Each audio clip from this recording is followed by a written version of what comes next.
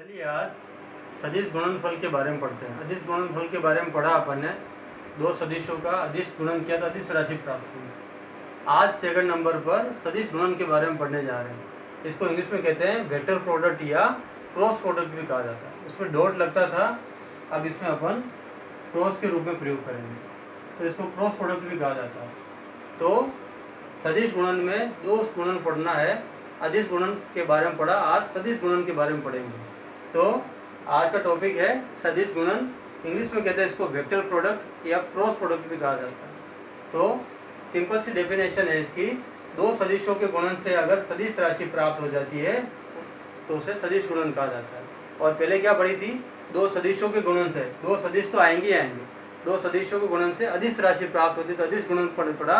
आज दो सदिशों के गुणन से सदिश राशि ही प्राप्त हो रही है तो उसे सदिश गुणन कहा जाता है। जैसे एग्जाम्पल आगे पढ़ेंगे, बल आगुण है, कोणीय संवेग है, ये सभी चीजें इसमें आएंगी। तो दो सदिश लिए, ए वेक्टर और बी वेक्टर, बीच में क्या लगाया, क्रॉस लगाया, पहले डॉट लगाया था क्योंकि उसको अदिश गुणन को डॉट प्रोडक्ट कहा जाता है।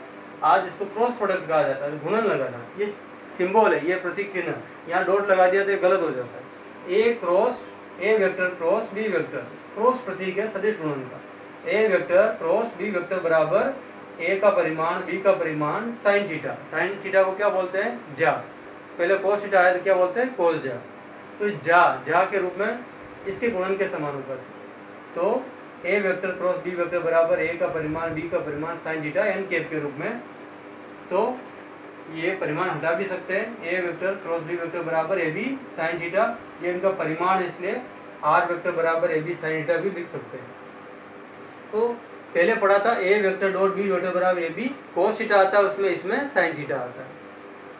अब इसमें ये जो नियम चलता है पूरा दो नियमों पे आधारित है, दाएं हाथ का नियम और दक्षिणावर्ती पेज का नियम। जैसे दाएं हाथ है, इसमें अंगुलियों को ए वेक्टर से बी वेक्टर की ओर मोड़ा जाएगा तो ये जो थंब होगा ये परिणामी सदिश को व्यक्त करेगा। इस प्रकार से ए वेक्टर से बी वेक्टर की ओर मोड़ेंगे थीटा लेके, तो ये जो मुड़ी हुई अंगुलियां जो होगी वह इनके परिणामी सदिश आर को व्यक्त करेंगे। पेज का नियम, जैसे स्क्रू वगैरह को घुमाते, स्क्रू वगैरह चलता है पेचकस वगैरह में, तो स्क्रू में भी ए वेक्टर से बी वेक्टर की ओर गति करता है तो पेज जिस दिशा में आगे बढ़ेगा वो पेज का नियम कहलाता है, दक्षिणावर्ती पेज का नियम कहलाता है।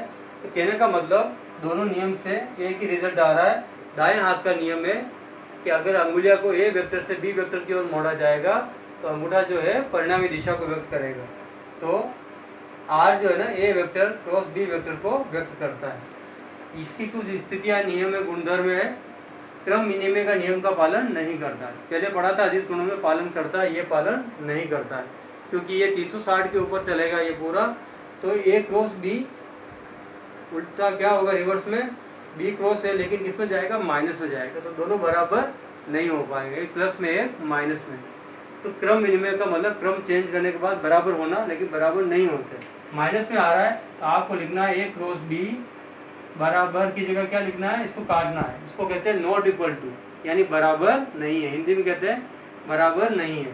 ए वेक्टर क्रॉस बी वेक्टर बराबर नॉट इक्वल टू क्या होगा, बी क्रॉस है। कहने का मतलब ये क्रम विनिमय के नियम का पालन नहीं करता है। समांतर अवस्था में क्या आएगा, थीटा बराबर 0, या तुल्य सदिश के रूप में भी यही आता है।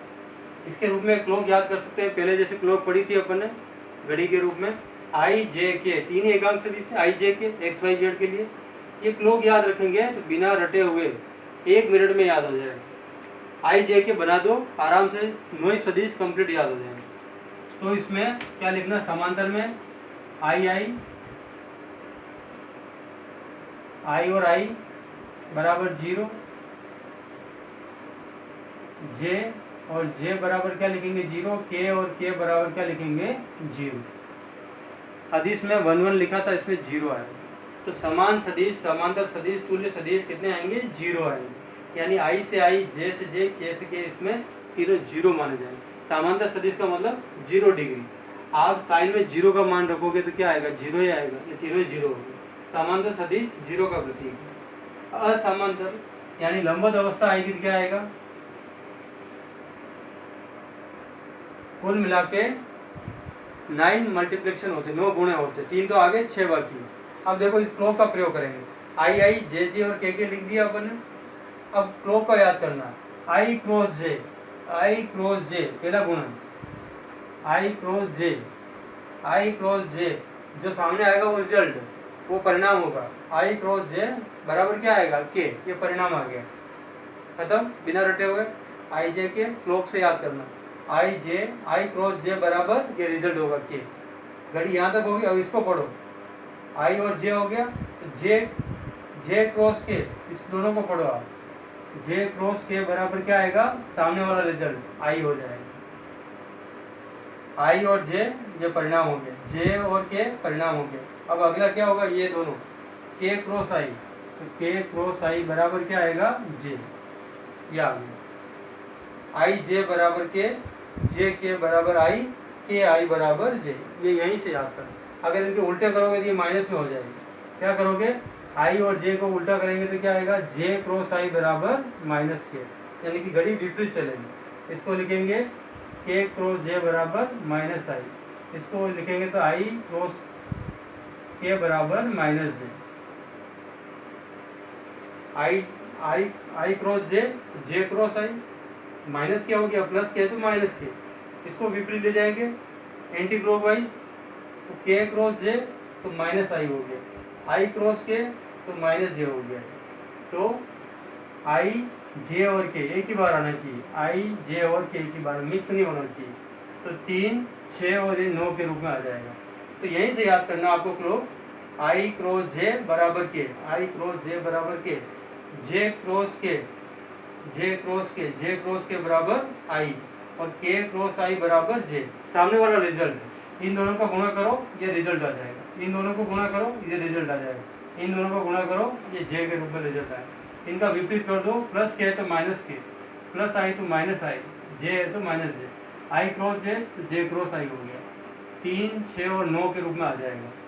तो आई क्रॉस जे क्रॉस आई, जे क्रॉस के क्रॉस जे, के क्रॉस आई क्रॉस के, तो माइनस के माइनस आई और माइनस जे के रूप में ये 9 मल्टीप्लिकेशन प्राप्त कर लिया अपन।